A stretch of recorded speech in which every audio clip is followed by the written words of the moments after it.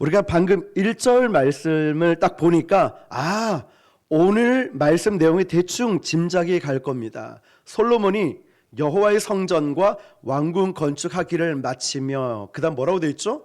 자기가 이루기를 원하던 모든 것을 마쳤다. 자, 여러분, 솔로몬이 지금 왕정 제도의 절정을 이루는 시점이에요. 이 시간까지 오기까지는 우리가 아주 간략하지만 이스라엘 역사를 좀 알 필요가 있습니다. 원래 이스라엘은 왕이나 왕 제도가 필요 없습니다. 왜 그럴까요? 누가 왕이죠? 그렇죠. 여호와 하나님이 왕이시니까 뭐 왕이 필요하거나 왕 제도가 필요 없었습니다. 그런데 어느 날은 사사시대겠죠. 왕을 좀 보내주십시오. 왕을 좀 세워달라라고 백성들의 여론이 모아집니다. 사람들이 모이면 어떤 왕을 원하는지 아십니까? 잘생기고 키도 크고 목소리 좋고 뭐 빠지는 게 하나도 없는 모델이나 연예인급을 원합니다. 실제로 제가 이전교회 섬길 때 청빙위원회에 제가 이제 있었는데요. 어떤 권사님이 목사님, 장로님, 저도 좀 한마디 할게요. 우리 후임으로 모시는 목사님은 키도 좀 크고 얼굴도 잘생기고 그리고 목소리도 좋은 분을 좀 모셨으면 좋겠습니다. 막 깔깔깔 웃었습니다. 아니 권사님, 우리는 지금 목사님 뽑는 거지 연예인 뽑는 게 아닙니다. 아이고 모르는 소리 좀 하지 마이소. 무슨 말이냐면 젊은 세대들은 얼굴도 잘생기고 목소리도 좋고 성격도 좋은 이런 목사님을 원합니다. 이래서요. 근데 이게 마냥 웃을 수만은 없는 게 요즘 시대가 또 그렇다는 거죠. 거기에 영성도 있고 실력도 있으면 다 좋겠죠. 자, 어쨌든 여러분, 사사시대에 자기 소견에 옳은 대로 행동하면서 왕을 좀 보내주십시오 라고 합니다. 그런데 여론을 보면 허구가 좀 많이 있습니다. 이 지구상엔 존재하는 제도 가운데 민주주의가 가장 최적의 제도다라고 말을 합니다. 그런데 민주주의는 절대적인 제도는 아니라는 거죠. 민주주의라는 다수의 이 원리로 정치를 이끌고 가긴 합니다. 완벽하고 절대적이지 않다는 걸 아실 겁니다. 왜냐하면 예수님을 십자가에 못 박은 무리가 대다수 군중들이었어요. 예수를 십자가에 못 박아라, 십자가에 못 박아라. 이미 그 전에 호산나, 그 당시 말로 호시안나, 호시안나 이러면서 나귀를 타고 오신 예수님께 종려나무와 옷가지를 벗어가지고 깔던 그 사람들이 불과 며칠 안 돼서 예수를 십자가에 못 박아라 그러지 않습니까? 자, 그런 의미에서 우리는 백성들이 이 여론을 잘 살펴볼 필요가 있습니다. 우리도 지금 주변 국가처럼 강력한 카리스마 있는 그런 리더십 있고 얼굴도 잘생긴 이런 왕이 필요합니다 라고 이야기를 하는 거죠. 아니 하나님이 왕인데 지금 왜 자꾸 왕을 필요로 하다 그러지? 왜 맨날 쫓겨다니고 하나님이 왕이신데 왜 끌려가야 되고 왜 이렇게 우리 역사는 고난이 많지? 마치 우리의 고백 같지 않아요?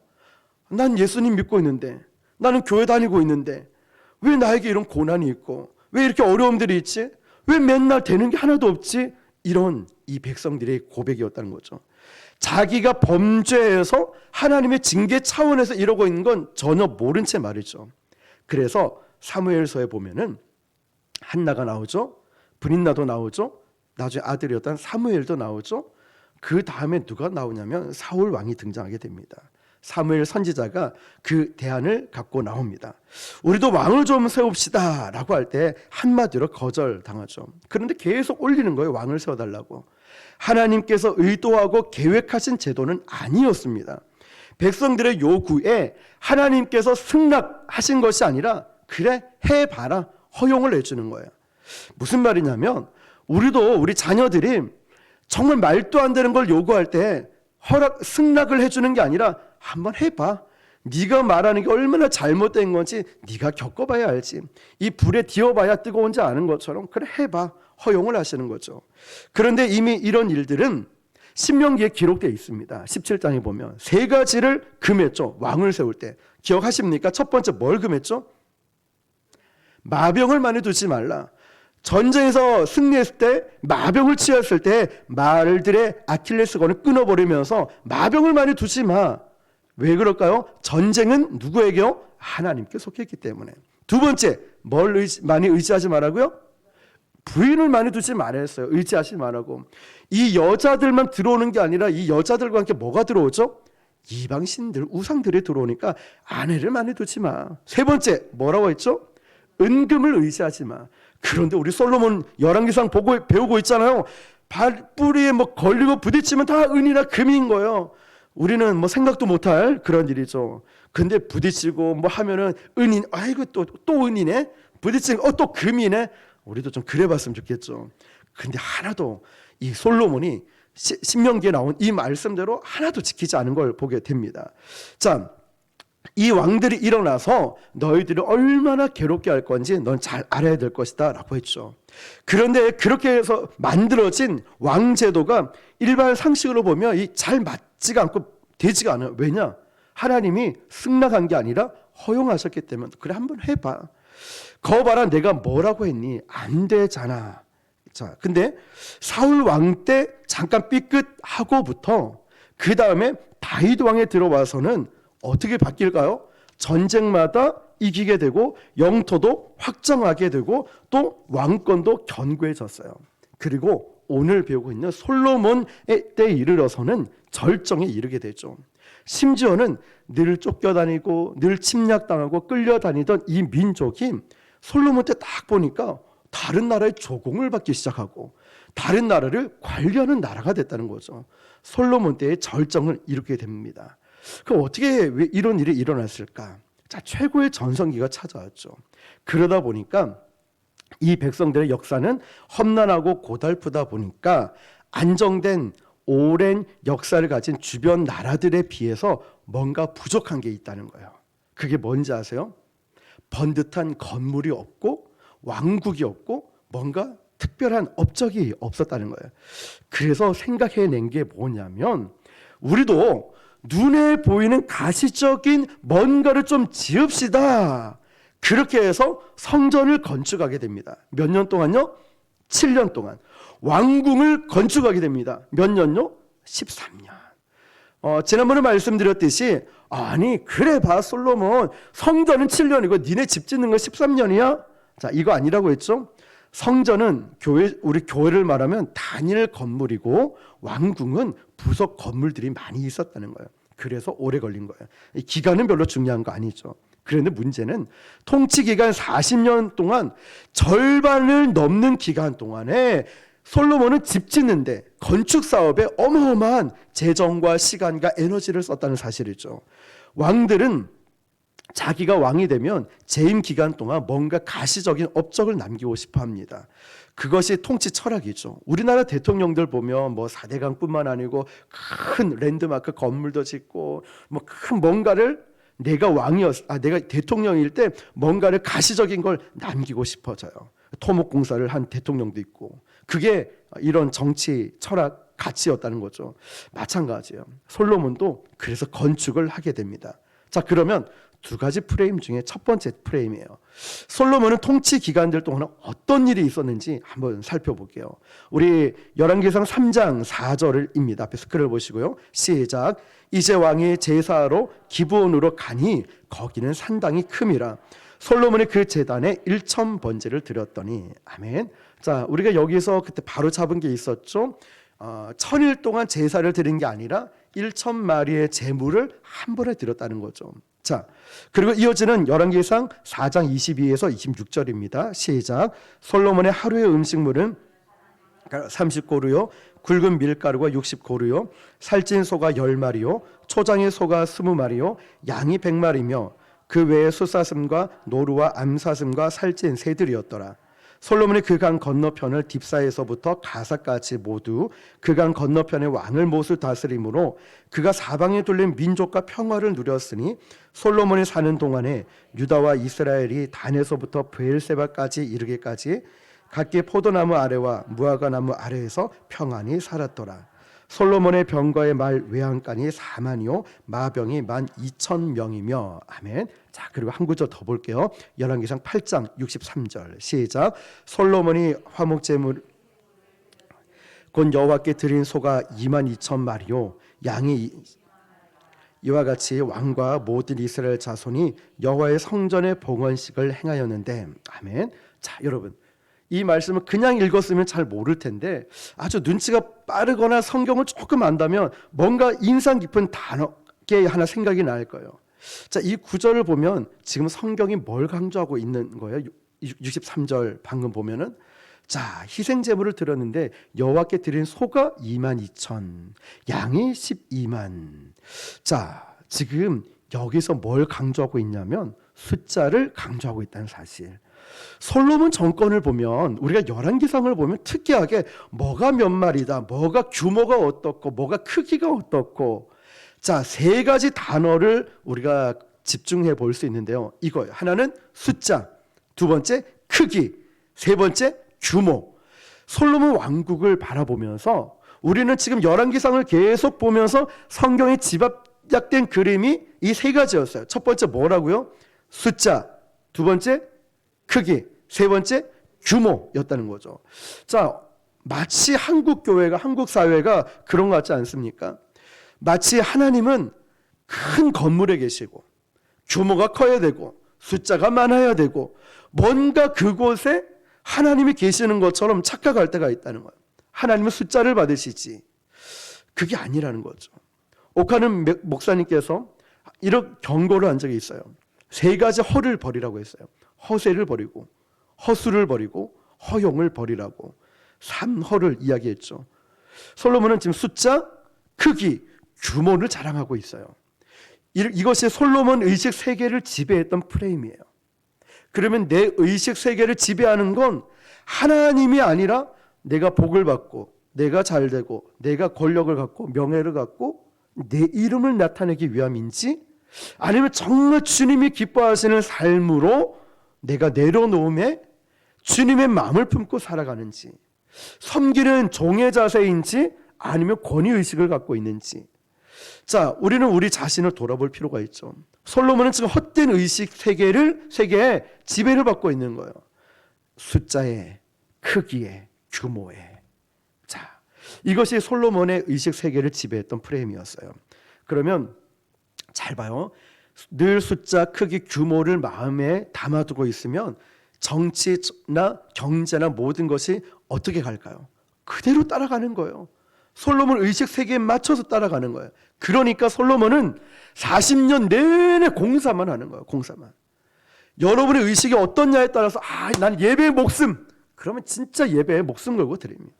기도. 그럼 뭐 누가 뭘 해도 기도해야지. 비가 와도 태풍이 와도 옵니다. 지난번에 우리 그 여름에 작년에요. 태풍이 그렇게 막 오는데 어떤 엄마하고 아들이었던 것 같아요. 그 새벽에 막 홍수가 범람하듯이 오는데도 막 비 맞으면서 새벽기도 저에게 한번 오신 분이 계셔요. 정말 인상 깊게 생각이 나요. 누가 뭘 해도 내 의식 세계는 하나님, 나는 복음. 이러면 몸이, 삶이 그렇게 따라간다는 거죠. 솔로몬의 의식에 늘 숫자, 크기, 규모 자랑하는 게 있으니까 40년 내내 공사를 했다는 거죠. 그러면서 가시적인 건물을 드러내는데, 자, 열왕기상 9장 10절입니다. 시작. 두 집 곧 여호와의 성전과 왕궁을 20년 만에 건축하기를 마치고. 그런데 성경 기자는 뭐라고 하는지 1절이에요. 시작. 솔로몬이 여호와의 성전과 왕국 건축하기를 마치며 자기가 이루기를 원하던 모든 것을 마친 때. 노란 글씨 한 번만 더요. 시작. 자기가 이루기를 원하던 모든 것. 자, 여러분, 우리가 너무나 지금 잘못 알고 있었던 이거를 하나하나 지금 잡아가는데, 성경 기자는 면도날처럼 아주 날카롭게 솔로몬의 통치 의도를 그대로 드러나고 있는 거예요. 솔로몬은 여호와가 원하는 모든 것을 이룰 때, 이거 아니죠? 자기가 원하는 모든 것을 이룰 때라고 분명하게 기록하고 있다는 거예요. 성전이든 왕궁이든 하나님의 이름을 빌렸을지 몰라도 하나님이 계획하거나 의도했던 그림은 절대 아니라는 사실. 자기가 원하던 일이에요. 제 말이 아니죠. 기록이 되어 있는 거예요. 그런데 목회자들 마음속에도, 교역자들 마음속에도 사실 이런 게 있어요. 솔로몬의 영화와 영광스러움을 그대로 부러워해서 으리으리하게 건물을 짓거나, 숫자가 많으면은 뭔가 대단한 것처럼 보이지만 아니라고 했죠. 지금은 우리가 지난 그 성경 배울 때도 새벽 기도 때네요. 지금은 숫자가 중요한 게 아니라 건강함이라고, 어떤 의리하게 숫자나 규모나 크기를 자랑하는 게 아니라 진짜 건강한지를 봐야 된다고. 그리고 우리 교회가 이 땅의 모델이 되게 해주십시오 할 때 앞에 수식어가 있죠. 건강한 모델이 되는 거예요. 복음의 모델이 되는, 영적으로 건강한 교회가 되는 거죠. 그래서 제가 제목 설교를 거의 안 하고 항상 성경은 권별로 가지 않습니까? 제자 훈련, 성경 공부, 말씀 가르치는 걸 왜 집중할까요? 이지훈 목사의 제자가 되어서는 안 됩니다. 예수님의 제자가 되어야죠. 말씀이 내 삶을 지배할 수 있도록 해야 되죠. 그래서 이 말씀 가르치는 걸 쉬지 않는 거예요. 계속 연구하고 계속 공부하는 거예요. 여러분, 자, 다시 10절로 한번 돌아와서 한번 9장 10절입니다. 시작. 곧 여호와의 성전과 왕궁을 20년 만에 건축하기를 마치고. 15절 시작. 솔로몬 왕이 역군을 일으킨 까닭은 이러하니 여호와의 성전과 자기 왕궁과 밀로와 예루살렘 성과 하솔과 무기또와 게세를 건축하려 하였음이라. 아멘. 또 뭔가를 하고 있어요. 20년 동안에 왕궁과 자기 집을 짓는데, 성전을 짓는데 세월을 보냈는데 또 역군을 보내서 뭔가를 합니다. 뭘까요? 16절에서 20절입니다. 시작.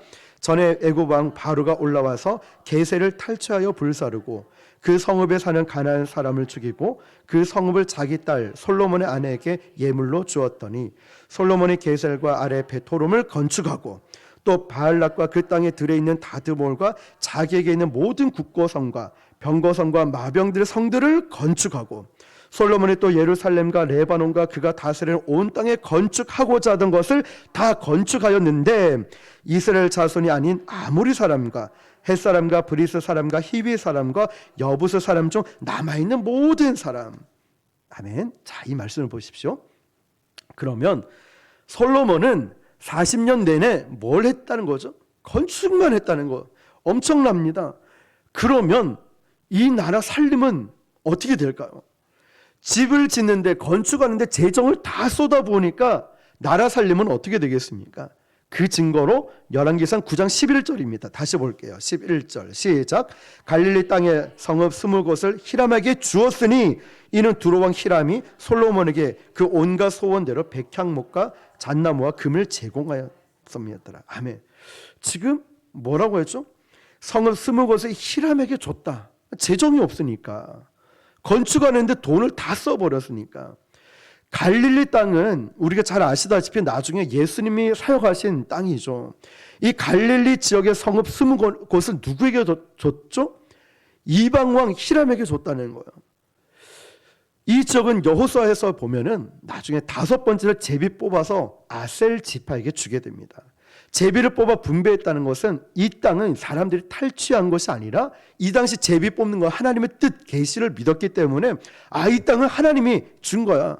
언약의 성취의 의미로 아셀이라는 지파에 줬다는 거예요. 그러면 그 땅은 무슨 땅입니까? 언약의 땅이라는 거죠. 그런데 지금 솔로몬은 이 땅의 20곳은 누구에게 줘요?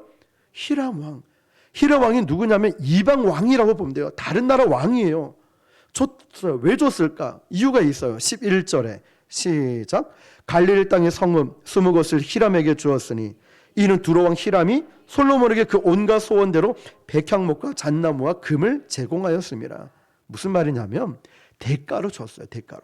아니 지금 집을 지어야 되니까 백향목도 필요하고 잣나무도 필요하고 금을 필요하니까 지금 근데 재정이 없는 거예요. 그럼 뭘 줘야 되냐? 집문서를 줘야 되는 거예요. 우리도 뭔가 할 때 우리 집을 팔아서 전세로 가고 전월세로 가면서 뭐 애 대학을 보는 거 시집 장가 보내야 되니까 돈이 없으니까 집을 팔아서 줘야 되는 거예요. 땅을 준 거죠. 어느 시대든지 이 땅을 염두에 두는 게 무슨 의미일까요? 마지막 보루였어요. 이 집은 나 전 재산이야. 근데 우리에게 대학을 가야 돼. 시집 장가를 가야 돼. 그래 모아놓은 돈이 없으니까 집이라도 빼서 작은 데 가면 되지. 마지막인 거예요. 대출도 안 돼. 또 모아놓은 돈도 없어. 그러면 마지막에 이 땅이고 집이라는 거죠. 지금 이 땅마저 솔로몬은 팔아버렸다는 거예요. 왜 그럴까요? 솔로몬의 재정이 점점 악화되고 줄 게 없으니까 언약의 땅을 내줬다는 거예요.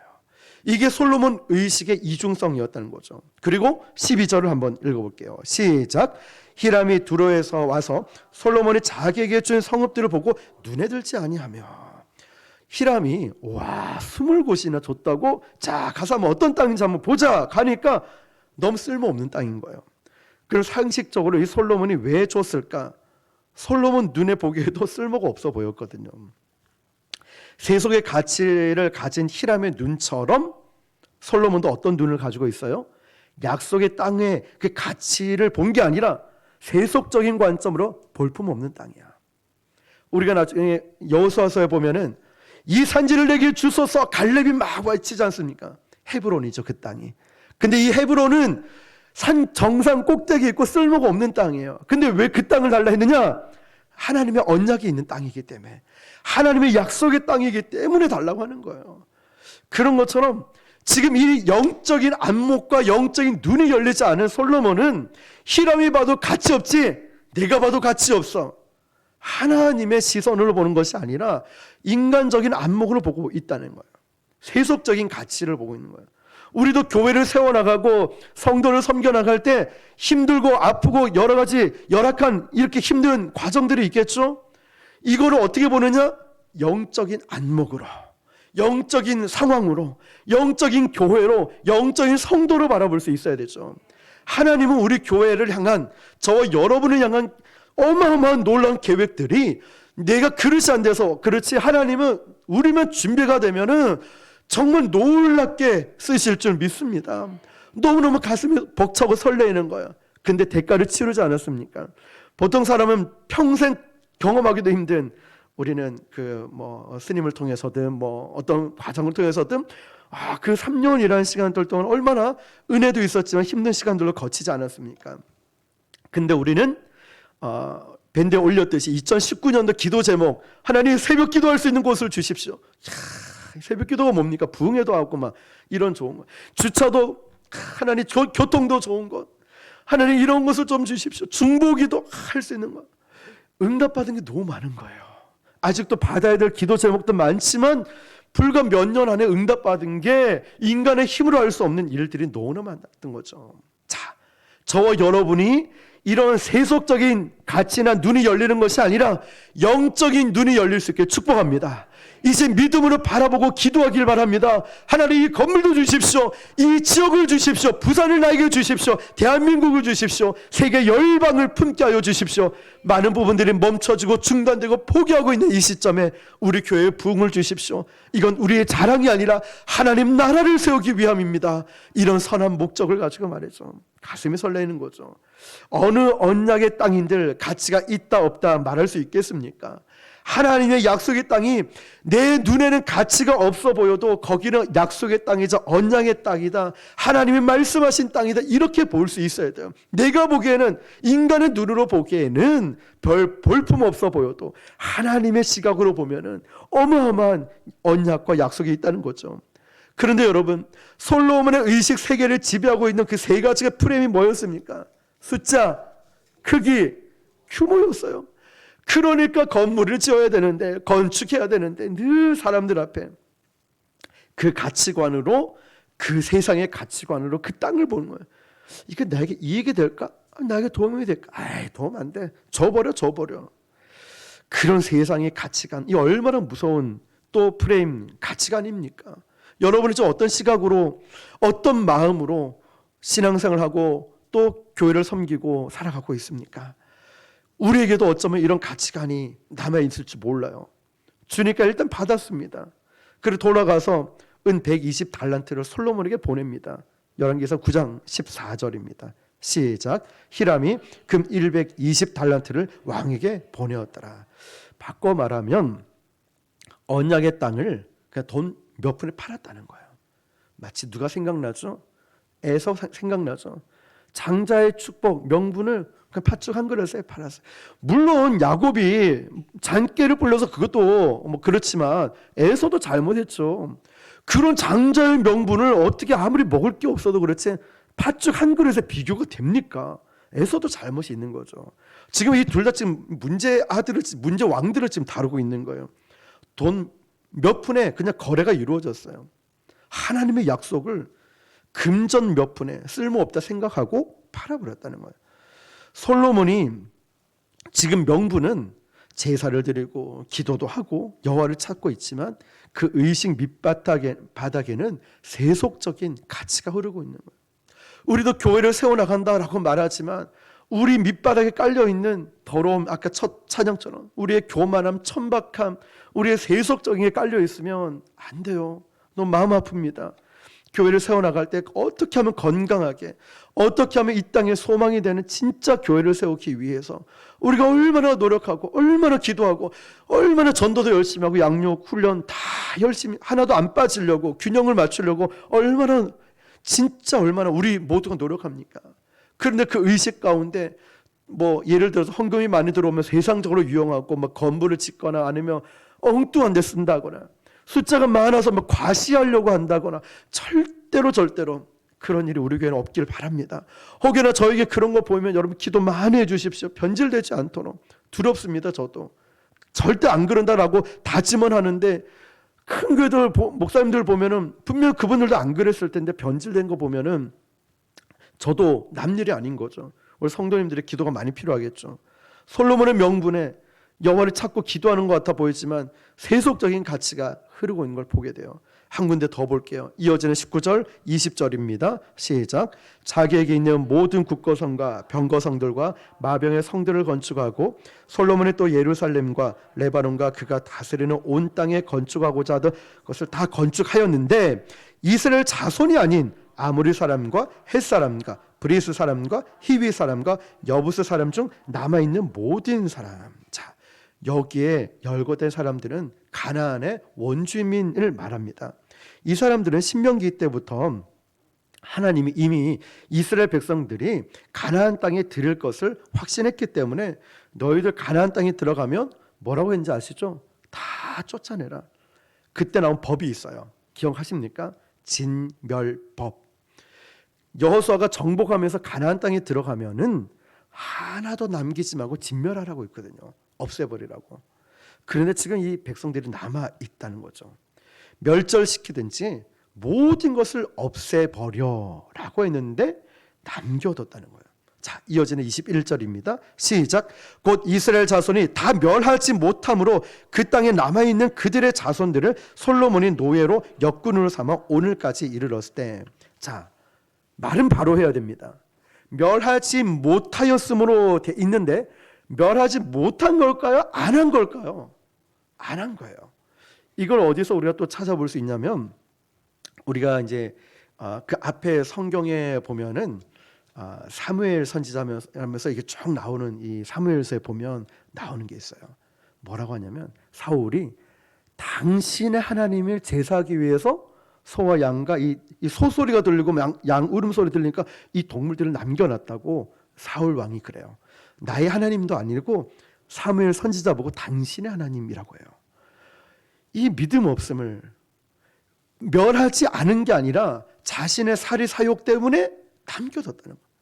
그러니까 하나님께 우리도 드려야 함에도 불구하고 내 욕심 때문에 인간적 생각 때문에 아까워서 남겨두는 그런 경우를 말하는 거죠. 똑같은 논리가 사사기에도 나오는데요. 가나안 땅에 들어갔죠. 사사기 1장에 보면 그들의 철병거가 600승 있으므로 쫓아내지 못하였으므로 산지가 험악함으로 쫓아내지 못하였으므로 이런 기록이 있어요. 핑계라는 거예요. 이것도. 언제 하나님의 가나안 땅에 대한 약속이 총이나 칼로 활로 마병으로 빼앗은 전쟁인 줄 아십니까? 아니에요. 대표적으로 여리고성을 보십시오. 뭐 총칼로 싸웠습니까? 예배의 싸움이었어요. 큰 함성을 외치는데 일주일 동안 6일 동안은 하루에 한 바퀴씩 돌 때 하나님이 특별히 6일 동안 명령하신 게 있어요. 너희들은 뭐 하라고 했죠? 조용히 하라고. 입 다물라고. 왜 그런지 아시죠? 워낙 입만 열었다 하면은 불평하고 원망하고 1세대들 다 죽었잖아요. 너희들은 그런 거 반복하면 안 돼. 쉿! 조용히 하고 돌아. 적에게 들킬까 봐 이거 아닙니다. 그들이 또 원망하고 불평하고 왜 돌라고 하지? 진짜 돌겠네. 왜 돌라고 하지? 돌겠네. 이러면서 도는 거예요. 근데 7일째는 뭐예요? 큰 함성으로 나팔, 양각 나팔을 붕 불지 않습니까? 양각 나팔은 전쟁 때 싸우는 나팔이 아니라 축제 예배를 선포하는 나팔이었어요. 그때 성벽이 무너지지 않습니까? 하나님이 원하는 건 총칼 마병으로 싸우는 게 아니라 하나님의 약속의 말씀이 있기 때문에 그런 거죠. 여기서도 멸하지 않은 건가 못한 건가, 이거 아니라는 거죠. 그들이 남겨두면은 노예로서의 가치가 경제적 가치에서 이익이 크다는 인간적인 세상적인 생각이 있었다는 거예요. 그러니까 솔로몬의 통치 의식 구조에는 철저하게 경제 구조가 의식이 있었다는 거예요. 이들을 멸하지 않고 남겨두면 노예로, 그래 맞아, 노예, 야 노예로 쓰면 잘하겠다. 하나님의 언약의 말씀보다 경제적 가치를 더 우위에 두고 있다는 거예요. 하나님의 말씀보다 내 고집, 인간적 생각, 가치, 세상적으로 계산을 다 해보는 거예요. 하나님께서 우리에게 계산해서 주면 우리 뭐 받을 수는 있겠습니까? 하나님은 그저 한 가지, 네가 날 사랑하느냐, 네가 내 자녀이기 때문에 하나님이 주시는 건데, 야 너 그럼 오늘 예배 드렸으니까 뭘 해줄게, 아니라는 거죠. 조건이 아니라는 거예요. 하나님의 언약의 가치보다 자꾸만 이 솔로몬은 계산하는 거예요. 남겨두면 노예로서의 가치가 크다. 그런데 문제는 여기 무서운 말이 있어요. 뭐라고 하냐면 노예로 역군을 삼아 오늘까지 이르렀으되, 21절 말씀에 노예로 역군을 삼아 오늘까지 이르렀다는 거예요. 영적인 의미가 있어요. 오늘까지 이런 의식이 남아있다는 거예요. 나에게 아직도 나에게 남아있어요. 우리 교회 안에, 우리 안에 남아있다는 거예요. 이게 들키고 싶지 않은 솔로몬의 민낯이라는 거죠. 이중성. 자, 솔로몬의 첫 번째 프레임은 세 가지가 있었죠. 기준이 하나는 숫자, 두 번째 크기, 세 번째 규모. 두 번째 프레임은 뭐냐면 하나님의 명분을 빌려서 자기가 원하는 것을 다 행하고자 하는 이중성이 있어요. 하나님의 이름은 빌렸어요. 하나님이 이렇게 말씀하셨다. 하나님이 이렇게 말씀하셨다.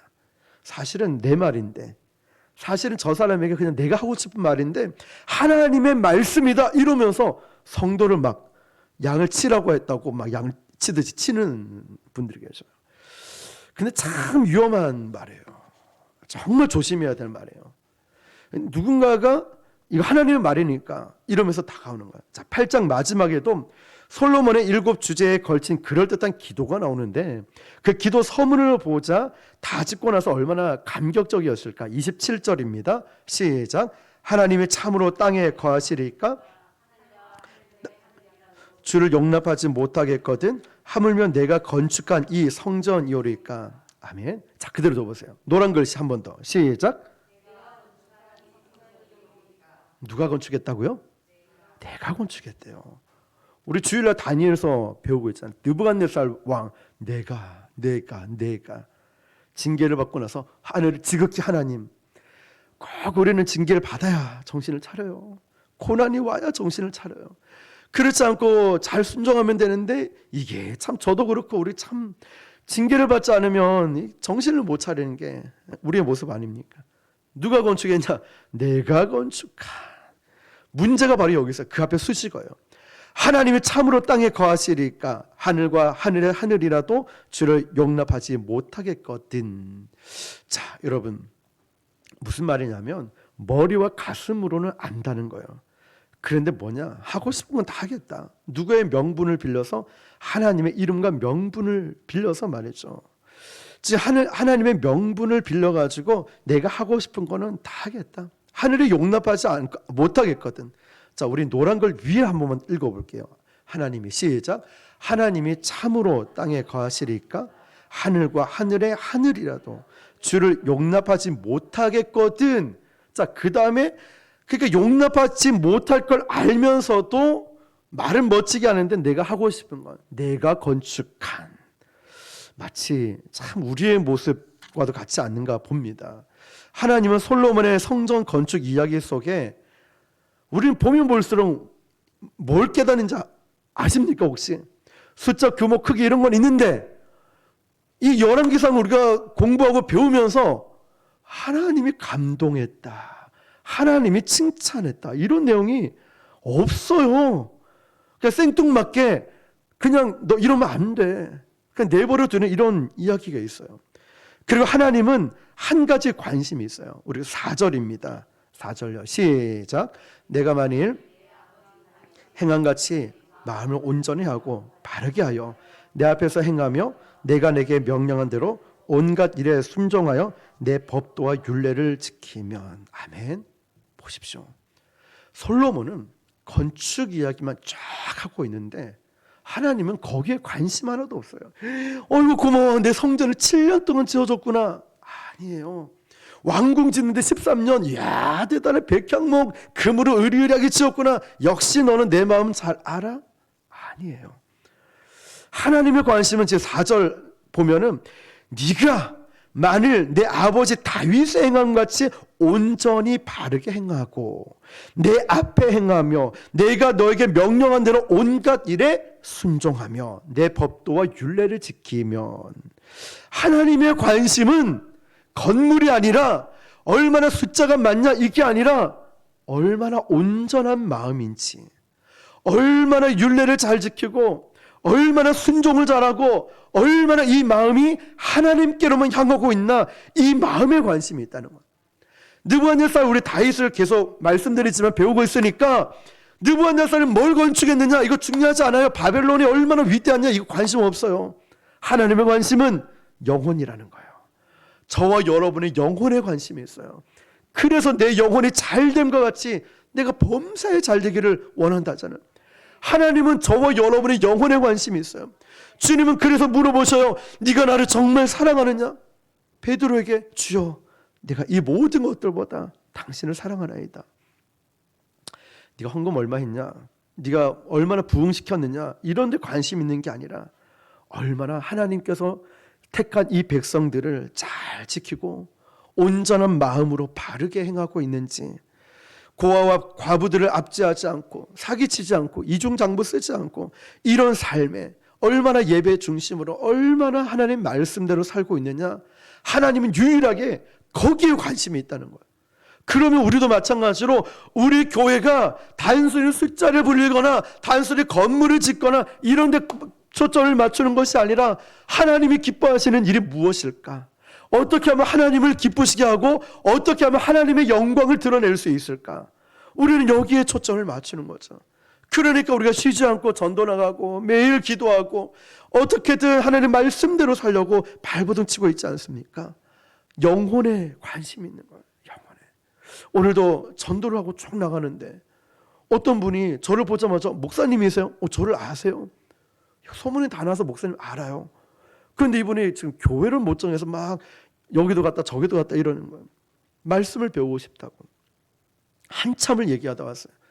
그런데 이미 저에 대해서 옆에 있는 이모가 얘기해줘서, 이번 그 명절 때만 장사하시는 분이에요. 이모가 얘기해줘서 목사님 대해서 너무 많이 들었다고. 그러면서 이분은 뭐 교회 다니다가 잠깐 쉬고 계신 분인데 이제 여기저기 다니다가 이제 유튜브 설교도 들어보겠다, 교회도 한번 와보겠다 이러는 거죠.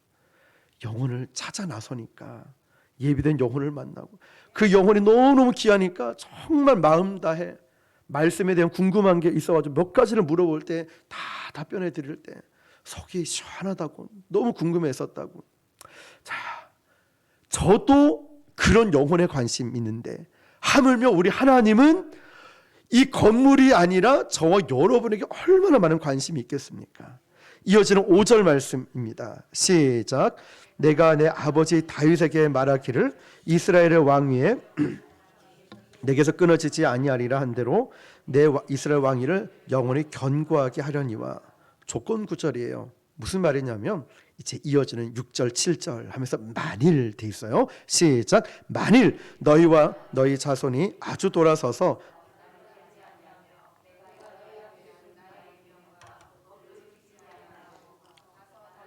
섬겨 그것을 경배하면 내가 이스라엘을 내가 그들에게 준 땅에서 끊어버릴 것이요 내 이름을 위하여 내가 거룩하게 구별한 이 성전이라도 내 앞에서 던져버리리니 이스라엘은 모든 민족 가운데에서 속담거리와 이야기거리가 될 것이며. 아멘. 여러분 이 말씀 무서운 말씀이죠. 이게 진짜 하나님 마음이에요. 야, 너 이 계명 법도 지키지 않고 우상 숭배하고 경배하면 나 이 땅에서 끊어버릴 거야. 네 아무리 거룩하게 구별해서 만들어 놓은 성전이라도, 우리가 지난 시간 배웠죠? 하나님 건물에 계시는 게 아니에요. 우리가 거룩한 처소, 우리가 성전이라는 거죠. 이곳이라도 네가 지은 성전 7년 동안 지어도 너 순종하지 않으면 다 던져버릴 거야. 어디서? 내 앞에서 던져버릴 거야. 그리고 속담거리와 이야기거리가 될 거야. 조롱거리가 된다는 거죠. 이게 하나님의 마음이었다는 거죠. 이 불안한 계시에 이 암시를 담고 있는 거예요. 그런 때로 나중에 이 열왕기상을 시대로 나눌 때 분열 왕국 시대라고 하죠. 분열됐다는 거예요. 왜냐? 일단 열왕기상 1장 1절부터 쭉 보면은 솔로몬이 왕이 되자마자 바로의 딸을 아내로 딱 전략적 결혼하면서 첫 단추를 잘못 깨니까 다 옷이 잘못돼 버린 거예요. 그대로 유다와 이스라엘은 아수르와 바벨론에게 쫓겨가게 되고 끌려가게 되고 이렇게 폰만 잡고 있던 솔로몬의 성전도 법궤도 사라져 버려요. 사람들의 조롱거리가 돼 버렸어요. 저와 여러분도 정말 새겨들어야 될 말씀인 것 같아요. 우리가 고집만 부려서 되는 게 아니에요. 우리가 명분, 실리 찾고 아니면 인간적 계산이 중요한 게 아니에요. 하나님이 나를 어떻게 보시는가? 하나님이 나를 어떻게 생각할까? 하나님 앞에서 내가 이렇게 예배 드려도 되나? 목사님이 뭘 하고 이게 중요한 게 아니겠죠. 하나님이 지금 내가 기도 안 하고 이렇게 버텨도 되나? 내가 이렇게 복음을 안 전하고 내가 이렇게 예수님 마음 품지 않고 내가 이렇게 고집 부리면 될까? 하나님 앞에서 정말 그래도 될까? 네가 만약 그렇게 하면 하나님은 또 우리에게 징계가 우리에게 고난을 주면서 계속 우리를 깨뜨리시겠죠. 하나님의 관심은 온전한 마음으로 율례와 법도를 지키며 행하느냐. 자, 율례와 법도 잘 지키고 있느냐. 이걸 보고 있어요. 다시 말하면 한 가지, 너 순종하고 있느냐. 하나님의 관심은 여기에요, 여기. 로마서 12장 말씀을 보면은 너희 몸을 하나님이 기뻐하시는 산제사로 드리라. 산제사 반대는 뭐죠? 죽은 제사죠. 구약의 제사, 죽은 제사였죠. 산제사는 영원히 우리에게 제물이 되어주신 어린 양의 공로로 우리는 이제 그 은혜와 사랑 때문에 삶의 산제사, 삶의 예배를 드리는 거예요. 하나님은 바로 그걸 봐요. 근데 여기서 놓치지 말아야 될 게 있어요. 예배든 기도든 내가 해치우듯이 아유 오늘 교회 가서 예배 드리고 왔네, 이게 끝이 아니라고 했죠. 진짜 예배 받으시는 그분이 받았느냐, 이게 중요한 거예요. 이게 진짜 예배고 기도가 되는 거예요. 그 시간 때우고 그냥 자리만 있다 가는 게 아니라 하나님, 아까 우리 찬양할 때 정말 막 가슴에 미워져 오는 거예요. 주님 가신 그 길을 나도 걸어야 하네. 주님 가신 그 길을 나도 걸어야 하네. 벙어리가 되어도 찬양하며 살려. 벙어리가 된데 어떻게 찬양을 해요? 근데 벙어리가 될지언정 난 찬양하겠습니다. 내가 할 수 없는 상황이지만 주님 찬양하겠습니다. 목이 메어오는 거예요. 정말 나는 그렇게 살 수 있을까? 산제사, 주님이 받으셔야 되기 때문에 우리는 항상 예배도 코람되어 하나님 앞에서 내가 정말 잘하고 있나 늘 점검해보고 돌아보고, 규모와 크기, 숫자에 매몰된 우상 숭배에 빠지지 말고, 하나님 난 머리와 가슴으로는 알겠는데 여전히 이 삶은 히람의 가치, 세속적인 가치와 전혀 다르지 않는 이중성이 있었다는 거예요. 비단 이건 솔로몬뿐만 아니라 저와 여러분에게도 그 마음이 있지 않나 돌아봐야 돼요. 하나님, 제가 교회는 나와서 예배는 드리지만 제 삶은 세속적인 가치가 있어요. 하나님, 제가 기도는 하고 있지만 생각과 마음은 딴 데가 있어요. 하나님, 제가 용서와 사랑을 외치지만 제 마음속에 이 고집 때문에, 하나님, 제가 이 땅을 살아가지만 바쁘다는 핑계로 아무것도 하지 않고 있어요. 이 말씀이 이제는 우리가 솔로몬처럼 만일 하나님의 관심은 거기 관심 없다 했죠. 그런 쪽에 진짜 관심은 네가 순종하느냐. 이 말씀이 우리 삶에 확대되어서 하나님이 찾으시는 예배자가 되길 바라요. 이 땅에 지금 온전한 예배자 찾기가 너무 힘든 것 같아요. 제가 전도하라고 하면 목사님이 전도하러 왔나, 이게 너무 민망합니다. 진짜 옛날에는 안 그랬던 것 같은데 당연한 걸 가지고 자꾸 잘했다니까 민망할 정도예요. 우리도 기도하고 예배 드리는 건 너무 당연한 건데, 야 예배 드리러 갔어, 야 기도 아직도 하고 있니, 왜 당연한 걸 특별하게 여기지? 하나님이 찾으시는 그 예배자가 요즘은 너무너무 찾기 힘든 것 같아요. 오늘 저와 여러분들이 솔로몬의 두 가지 프레임에 갇혀 있었죠. 하나는 숫자, 규모, 크기, 행함이 그렇게 드러났어요. 또 하나는 이중성이에요. 하나님의 이름을 빌려가지고 자꾸만 뭔가를 행하고자 했어요. 아니에요. 이름을 빌리는 게 아니라 진짜 하나님이 원하시는 뜻대로 순종을 해야 되는 거예요. 오늘 이 두 가지 가운데 내가 세속적인 마음들, 분노와 다툼, 허영, 시기, 질투, 하나님이 원하시지 않는, 저도 그렇고 우리가 그런 마음이 있다면 하나님 나 좀 도와주십시오. 저 이거 정말 깨뜨리고 싶고 주님 닮아가기 원합니다. 순종하기 원합니다. 이런 간절한 기도와 헛된 것에 아이고 교회가 규모가 어떻고 숫자가 어떻고, 하나님의 관심은 그거 아니죠. 바로 저와 여러분이 온전한 예배자, 저와 여러분이 성소가 되어야 된다는 것, 주님이 다스리는 성전이 되어야 한다는 이 두 가지를 꼭 기억하셔서 이 시대를 분별력과 통찰력으로 다니엘처럼 당당하게 믿음으로 승리하시는 저와 여러분 되시기를 주님의 이름으로 축원합니다. 우리 이 시간 기도합니다.